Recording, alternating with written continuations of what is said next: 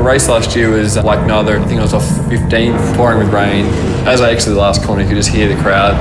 You spend so long of your career trying to get a win, and then to win it at the biggest event of the year in front of your home crowd was incredible. Now I've put myself in a pretty good position to be able to win another Clipsal 500 over the next few years. If I can be challenging inside that top 5, 10, that'll be a pretty good weekend for us. Nick Percat! Say hello. Where are we, Nicholas? As a little kid, actually very cute. He used to go down to the workshop with his dad on a Saturday. Hello, Nick. Hello. And then go off to the go-kart track afterwards and do laps. 6, just about on his first time. He's coming up now. I don't know how much. Here he comes. Yeah, said it would be, you reckon, or what?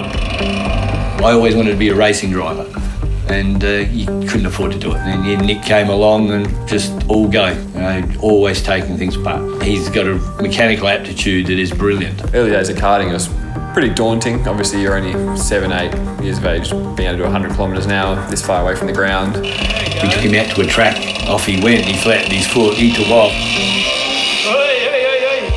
Slow down, you little bugger. He gave it a bit then.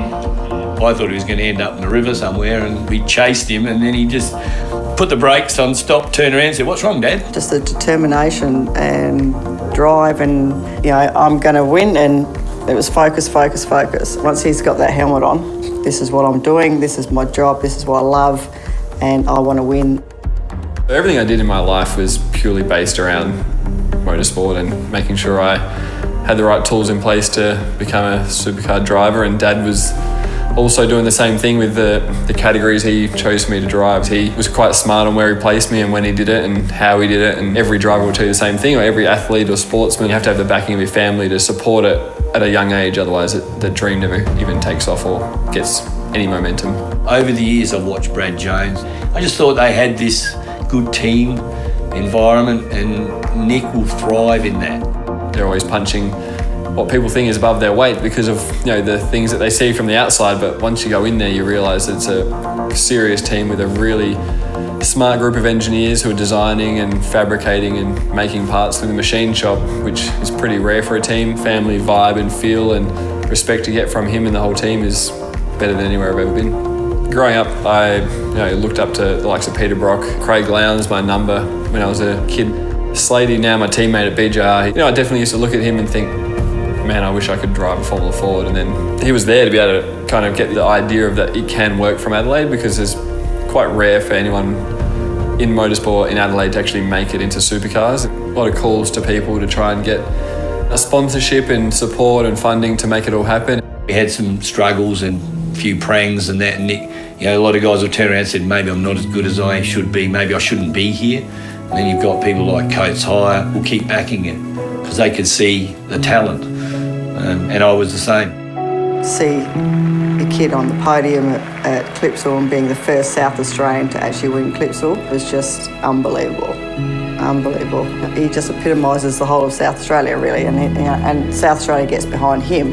For Adelaide, it just got the place buzzing, like it is this weekend. I still remember getting up every morning to go to Clipsal 500, just getting up close and personal with the cars. I'd always have him on my shoulders. I used to stand in the same place every year and watch the cars go past. He'd go, I saw his hands moving going around there, Dad. I'd go, oh yeah, watch his hands. Now, if I ever go to that corner, I stand there and I watch Nick come past, I get tears in my eyes. A little kid that was here, there now.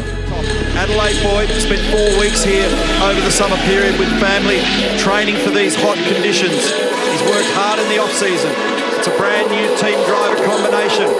The atmosphere there is like no other event we go to. All the fans are super supportive. That's the element the drivers love. There's a bit of an electric feel around the whole city for the whole week that we're there. Go down the inside comes Percat on Lowndes, so that's another vital spot for Nick Percat, up to 7th. Clipsal track is probably one of the hardest we go to. If you had to describe it, it's just unforgiving and super difficult. Percat almost gave the fence a hit then on the way out of turn 8. That's as close as you can be without making contact. Nick Percat, congratulations, well done. Did it look cool through 8? It felt good. The speed through turn 8 this GSKP is unbelievable. It's so much fun. I love this car, love the team. Well done. All the best this afternoon. Thanks, guys. For the defending Clipsal 500 champion, you're off a good grid start here, Nick Percat. Yeah, last year we started 15th. Obviously there's a bit of weather around about now, but like I've said all week, really loving the BJR car and the whole team and the whole vibe. It's really good. To have Clipsal inside the car for this event, to farewell Clipsal 500, it's pretty special. As I've been to every single one of these, be it a spectator or driver, so really cool. Good on you, mate. We'll have a great day out there and move the thing forward, eh? I shall try. Thank you. Oh, in the fence. So I think that may have been Percat. Yeah, you're right. And he's whacked it so hard he's had to go down the escape road. So he gave it a fair thump. Cold tyres, big commitment at turn 8, and he's run out of road. There's no margin for any error. If you make the smallest mistake and run 20 centimetres wide, you end up with half the car on the fence.